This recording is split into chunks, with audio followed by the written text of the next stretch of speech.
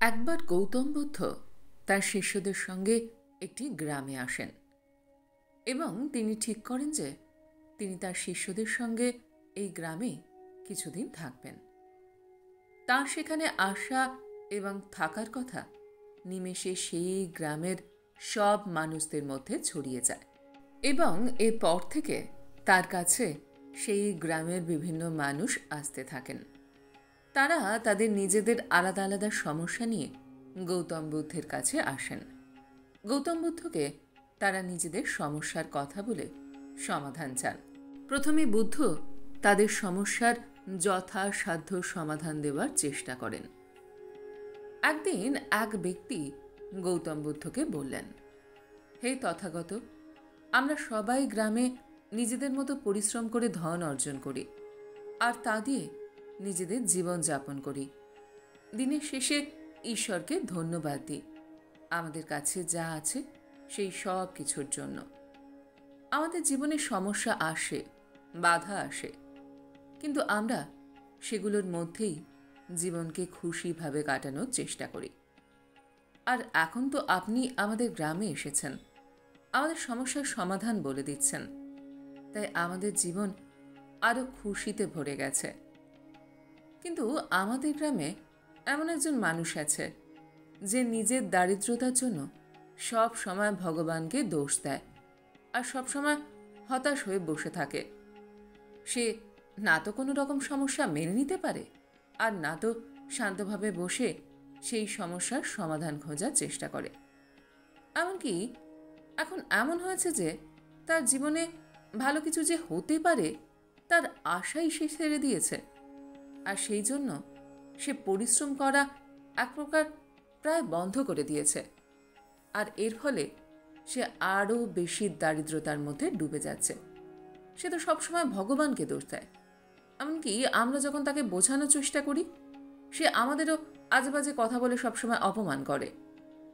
আপনি বলুন তো, যে এই ব্যক্তির জন্য আমাদের কি করা উচিত? আমাদের এত সুন্দর হাসি খুশি একটা গ্রামে এরকম একজন মানুষ সবসময় হতাশ হয়ে নিরাশ হয়ে থাকবে, সেটা আমাদের ঠিক ভালো লাগে না।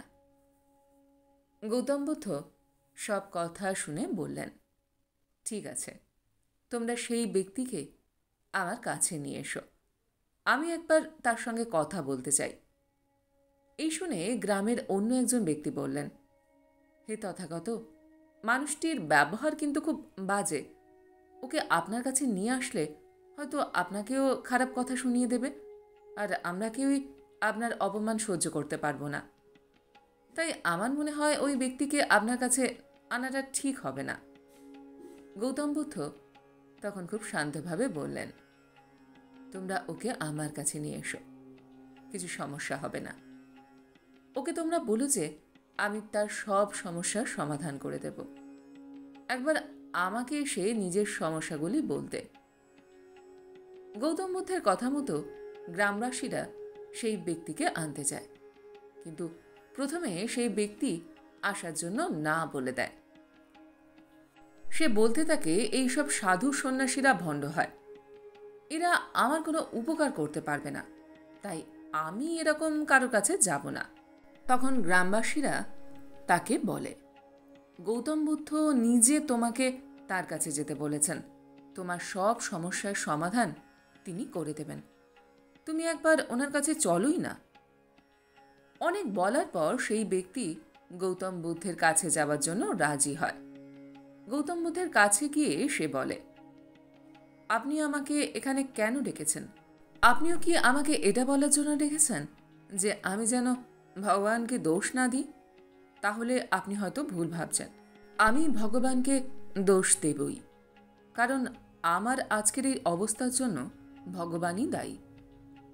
ভগবান আমাকে একটা বেকার শরীর দিয়েছে, কিন্তু এই শরীরকে চালানোর জন্য কোনো ধন সম্পত্তি দেয়নি। ভগবান কি জানে না যে এই শরীরকে চালাতে হলে টাকা পয়সার দরকার? আপনি নাকি বলেছেন যে আপনি আমার সব সমস্যার সমাধান করে দেবেন। আপনি কি আমাকে ধন সম্পত্তি দিয়ে সাহায্য করতে পারবেন? যদি সেটা আপনি দিতে পারেন তাহলে ঠিক আছে, আর যদি না পারেন তাহলে আমি এখানে আর এক মুহূর্ত সময় নষ্ট করতে চাই না। আর আমার মনে হয় আপনারও এই গ্রামে আর থাকার কোনো দরকার নেই। আমি জানি যে আপনার মতো সাধু সন্ন্যাসীরা সবাই ভণ্ড হয়। সেই ব্যক্তির এইসব কথা শুনে বুদ্ধ একটুও রাগলেন না এবং হাসি মুখে বললেন, তুমি এত রেগে যাচ্ছ কেন? আমি না তো তোমাকে ঈশ্বরকে বিশ্বাস করতে বলছি আর না তো অবিশ্বাস করতে বলছি। তুমি বলো, আমি তোমাকে এর মধ্যে কোনোটা করতে বলেছি কি? এই শুনে সেই ব্যক্তি কোনো উত্তর দিতে পারল না। গৌতম বুদ্ধ তখন বললেন, একজন মানুষের সুখ দুঃখের কারণ তার কর্ম হয়। তুমি যদি সঠিক জায়গায় পরিশ্রম করো তাহলে তুমি নিজেই তোমার জীবনের দারিদ্রতা দূর করতে পারবে। তোমাকে আর ভগবান বা অন্য কাউকে দোষ দিতে হবে না। এই কথা শুনে সেই ব্যক্তি খুব রেগে যায়। সে চিৎকার করে বলে, আমি এখানে আপনার জ্ঞান শুনতে আসিনি। আপনি যদি আমাকে কিছু ধনসম্পত্তি দিয়ে সাহায্য করতে পারেন তাহলে করুন, আর না হলে আমি এখান থেকে চলে যাচ্ছি। গৌতম বুদ্ধ বুঝতে পারেন যে সেই ব্যক্তি এই মুহূর্তে কোনো কিছু শোনার বা বোঝার অবস্থায় নেই। তিনি তখন বললেন, আমার কাছে কোনো ধনসম্পত্তি বা টাকা পয়সা নেই, কারণ আমার এগুলোর কোনোটারই দরকার নেই। কিন্তু আমি এমন একজন ব্যক্তিকে জানি যার কাছে অনেক ধনসম্পত্তি রয়েছে। সে একটা বড় রাজ্যের রাজা। সে তোমাকে অনেক ধনসম্পদ দিতে পারে, কিন্তু তার বদলে তোমাকেও তাকে একটা জিনিস দিতে হবে। তুমি যদি রাজি থাকো তাহলে বলো। এই শুনে সেই ব্যক্তি তখন বললেন, এটা আপনি কি বলছেন? আমি একজন রাজাকে কি বা দিতে পারি? আমি নিজেই তো একজন গরিব মানুষ। গৌতম বুদ্ধ তখন বললেন, তুমি দিতে পারবে।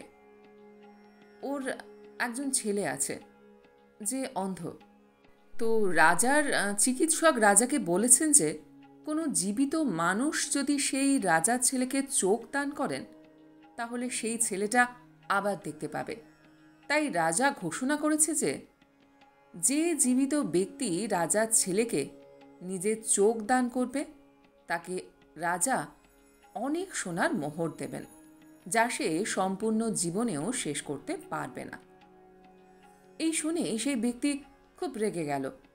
সে বুদ্ধকে বলল, এসব আপনি কি বলছেন? আমি কেন কাউকে আমার চোখ দান করতে যাব? হ্যাঁ, আমি মানছি যে আমার টাকা পয়সা খুব প্রয়োজন, কিন্তু তাই বলে এটা তো নয় যে আমি পয়সার জন্য নিজের চোখ বিক্রি করে দেব। আমার কাছে যদি আমার চোখই না থাকে তাহলে আমি অত ধনসম্পত্তি নিয়ে কী বা করব? গৌতম বুদ্ধ তখন বললেন, ঠিক আছে, দুটো চোখ না দিতে পারো, একটা চোখ দাও। তোমার এক চোখের বদলেও রাজা তোমাকে প্রচুর ধনসম্পদ দেবেন। এই শুনে সেই ব্যক্তি আরও রেগে গেল এবং বলল, আমি জানতাম সন্ন্যাসীরা ভণ্ড হয়, কোনো দিন কোনো সমস্যার সমাধান দিতে পারে না। সেই জন্য উল্টোপাল্টা সমাধান দিয়ে আমার সময় নষ্ট করতে চাইছেন। যত ধনসম্পত্তি দেয়া হোক না কেন, আমি কখনোই সেগুলোর বিনিময়ে আমার চোখ দিতে পারবো না। আমার অমন টাকা পয়সার কোনো দরকার নেই। ওই রাজার দেয়া সোনার মোহরের থেকে আমার চোখ অনেক বেশি মূল্যবান। এই শুনে গৌতম বুদ্ধ হাসতে লাগলেন। ওই ব্যক্তি গৌতম বুদ্ধকে হাসতে দেখে বললেন, আপনি হাসছেন কেন? মহাত্মা বুদ্ধ তখন বললেন, একটু আগেই তো তুমি বলেছিলে তোমার শরীর বেকার, কোনো কাজের নয়, আর এখন তুমি বলছো তোমার চোখ অনেক মূল্যবান। যে চোখ তোমার সম্পূর্ণ শরীরের মাত্র ছোট একটা অংশ। যদি তোমার চোখ এতই মূল্যবান হয় তাহলে তুমি বলো, তোমার শরীর বেকার কি করে হতে পারে? তুমি একটু আগে এক কথা বলছিলে আর এখন আর এক কথা বলছো। যদি তোমার শরীর বেকার হবে তাহলে তার একটি অঙ্গের প্রতি তোমার এত দুর্বলতা কেন? এই কথা শুনে সেই ব্যক্তি একদম শান্ত হয়ে যায়। তার চোখ দিয়ে জল পড়তে থাকে। তখন সে বুদ্ধের কাছে বসে বলে, হে তথাগত, আমি আপনাকে প্রথমে ভুল বুঝেছিলাম। আপনি তো প্রথম থেকে আমাকে এটাই বোঝানোর চেষ্টা করছিলেন আমি তো অবুঝের মতো কথা বলছিলাম, আমাকে দয়া করে ক্ষমা করে দিন। বুদ্ধ তখন সেই ব্যক্তিকে বললেন, আমরা এটা ভুলে যাই যে প্রকৃতি আমাদের একটি অমূল্য শরীর দিয়েছে, যার মাধ্যমে আমরা পরিশ্রম করে নিজের জীবন উত্তম থেকে উত্তম করে তুলতে পারি। আমরা প্রকৃতির এই অমূল্য দানকে সম্মান করতে ভুলে যাই। আমরা নিজেকে দোষ দিই, ঈশ্বরকে দোষ দিই। যেমন তোমার কিছুক্ষণ আগে নিজের এই শরীরকে বেকার লাগছিল, নিজেরই জীবনকে বেকার লাগছিল, কিন্তু যখনই তোমার এই শরীরের একটি অঙ্গ চলে যাওয়ার কথা হলো, তখন তুমি বুঝতে পারলে এর আসল মূল্য ঠিক কতটা। আসলে অনেক সময় আমাদের কাছে যা থাকে আমরা তার কদর করি না, তার মূল্য বুঝি না, আর অন্য জায়গায় অন্য কিছু খুঁজে পাবার আশায় ছুটে বেড়াই। যখন অন্য কোথাও মনের মতো কিছু খুঁজে পাই না, তখন আমরা হতাশ হয়ে পড়ি, আমাদের জীবন নিরাশায় ভরে যায়। কিন্তু এটা একদমই ঠিক নয়। আমরা যা পেয়েছি সবার আগে, তার জন্য আমাদের কৃতজ্ঞতা স্বীকার করা উচিত। আমরা যা পেয়েছি তাই দুনিয়ার অন্যান্য প্রাণীদের থেকে অনেক অনেক বেশি পেয়েছি। তাই আমাদের উচিত হতাশ না হয়ে, দোষ না দিয়ে, আমাদের কাছে যা আছে সেটাকে কাজে লাগিয়ে নিজের জীবন সুন্দরভাবে গড়ে তোলা। তোমার কাছে তোমার শরীর আছে, তার দ্বারা তুমি পরিশ্রম করতে পারো, কিন্তু তুমি হতাশায় বসে থেকে পরিস্থিতিকে আর ভগবানকে দোষ দিতেই এত ব্যস্ত যে তুমি তোমার কাছে যা আছে তা দিয়ে কি করে অনেক কিছু প্রাপ্ত করা যেতে পারে সেটা ভুলেই গিয়েছ। সুখী জীবন কাটানো যেতে পারে সেটা বুঝে উঠতে পারছো না। তুমি আজ থেকে যা পেয়েছ তার জন্য কৃতজ্ঞতা স্বীকার করো। আর যে সময়টা দোষ দেওয়ার পেছনে নষ্ট করছো, সেই সময় কি করলে তোমার এই সমস্যা দূর হতে পারে তার চেষ্টা করো। কিভাবে পরিশ্রম করলে তোমার দারিদ্রতা দূর হতে পারে সেটা খোঁজার চেষ্টা করো। আর তারপর কাজে লেগে পড়ো, ছোট ছোট পদক্ষেপ নাও, কিন্তু যা করার সেটা তুমি করতে শুরু করে দাও। আর সময় নষ্ট করো না। দেখো, চেষ্টা করলে তুমি অবশ্যই একদিন না একদিন সফল হতে পারবে। বিশ্বাস রাখো আমার উপর, বিশ্বাস রাখো নিজের উপর, বিশ্বাস রাখো ভগবানের ওপর।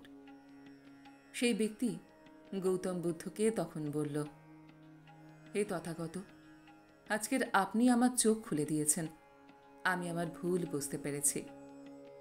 ধন্যবাদ আমার এতদিনের সমস্যার সমাধান খুঁজে দেবার জন্য।